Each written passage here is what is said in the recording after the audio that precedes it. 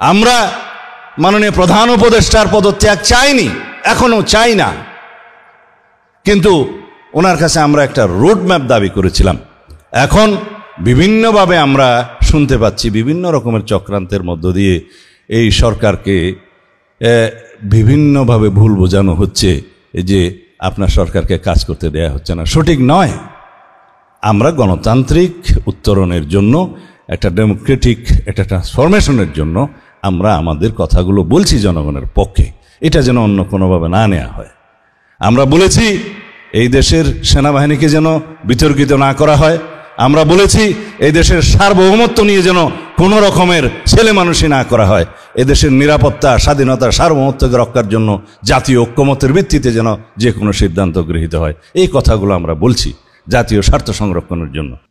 শাপলা চত্বরের ওই নির্মম বর্বর সারা পৃথিবীর ইতিহাসে যে জঘন্য হত্যাকাণ্ড হয়েছে, সেই রাতে আমি আর মাহমুদ ভাই জেলখানায় ছিলাম এবং পিজি হাসপাতালের আইসিইউতে আমরা পরস্পর মুখোমুখি ছিলাম। দুটা ছোট রুমে দেখা যেত, আমাদের একটা পর্দা ছিল।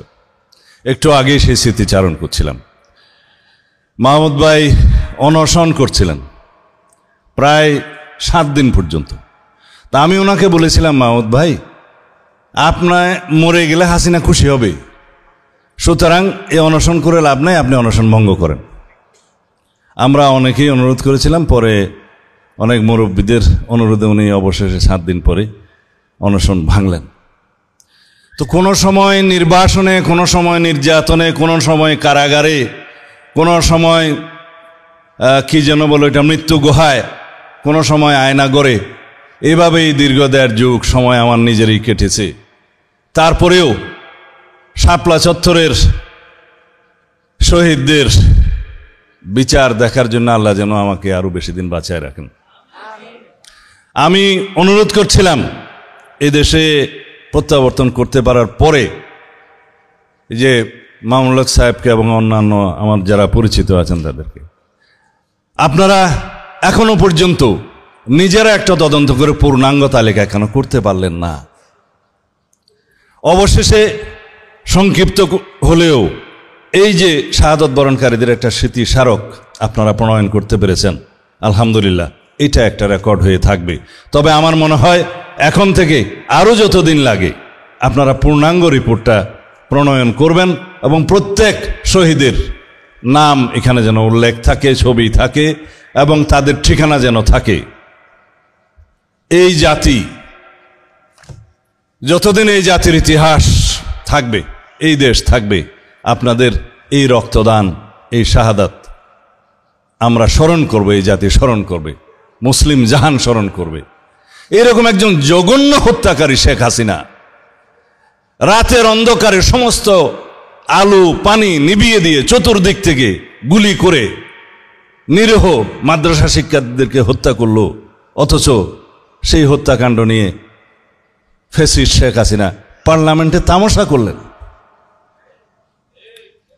এই ফ্যাসিস্ট আওয়ামী লীগ, এই শেখ হাসিনা রাজনৈতিক সিদ্ধান্তে, অবৈধ রাজনৈতিক সরকার, তারপরেও তো সরকারে ছিল, তার সিদ্ধান্তে দলীয়ভাবে এই সমস্ত হত্যাকাণ্ড করেছেন। আরো কেউ হত্যাকাণ্ড, আসমান থেকে হেলিকপ্টার গানশিপ দিয়ে এই দেশের জনগণকে হত্যা করেছে, নিরীহ শিশু এবং নারীদেরকে হত্যা করেছে। এরপরেও তারা বাংলাদেশের এই সমস্ত হত্যাকাণ্ডের জন্য ন্যূনতম কোনো অনুশোচনা করে নাই,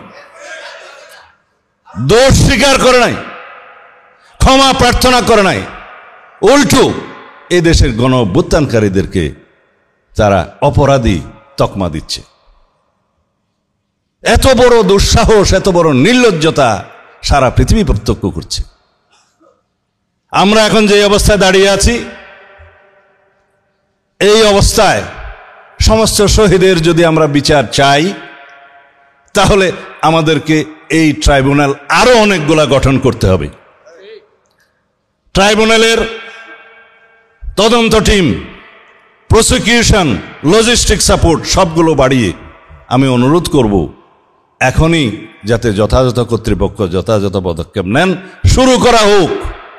বিচার কার্য অনেক দীর্ঘ প্রক্রিয়া, সেটা হয়তো সমাপ্ত হতে দেরি লাগবে।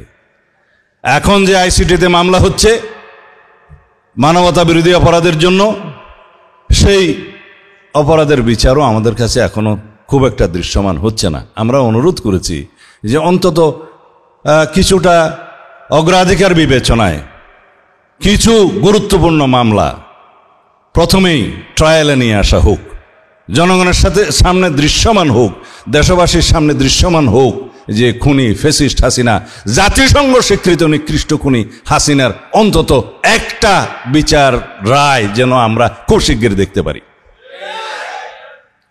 সবার বিচার করা হবে। এই দেশের আদালতে খুনি শেখ হাসিনার এবং তার সরকারের, তার দোসরদের প্রত্যেকটা অপরাধের বিচার করা হবে ইনশাআল্লাহ। আমরা গণতন্ত্র চাই, আমরা সাংবিধানিক অধিকার চাই, গণতান্ত্রিক অধিকার ফিরে পেতে চাই। সেই জন্য আমরা বারবার নির্বাচনের তাগিদ দিচ্ছি। এই কথা আমরা এখানে বলছি না, এটা আমাদের দায়িত্ব। আমরা মাননীয় প্রধান উপদেষ্টার পদত্যাগ চাইনি, এখনো চাই না, কিন্তু ওনার কাছে আমরা একটা রোডম্যাপ দাবি করেছিলাম। এখন বিভিন্নভাবে আমরা শুনতে পাচ্ছি বিভিন্ন রকমের চক্রান্তের মধ্য দিয়ে এই সরকারকে বিভিন্নভাবে ভুল বোঝানো হচ্ছে যে আপনার সরকারকে কাজ করতে দেয়া হচ্ছে না। সঠিক নয়।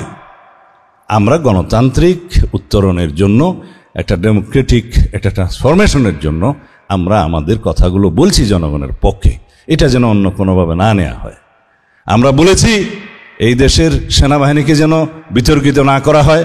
আমরা বলেছি এই দেশের সার্বভৌমত্ব নিয়ে যেন কোনো রকমের ছেলে মানুষই না করা হয়। এদেশের নিরাপত্তা, স্বাধীনতা, সার্বভৌমত্বকে রক্ষার জন্য জাতীয় ঐক্যমত্যের ভিত্তিতে যেন যে কোনো সিদ্ধান্ত গৃহীত হয়। এই কথাগুলো আমরা বলছি জাতীয় স্বার্থ সংরক্ষণের জন্য। যাই হোক, এই কথাগুলো এখানে আমার যথেষ্ট বলার সময় নেই এবং এইটা ফোরামও সেটা নয়। আমি শুধু আহ্বান করব, আপনারা আলেম সমাজ দ্বিধা বিভক্ত থাকবেন না, বহুধা বিভক্ত থাকবেন না।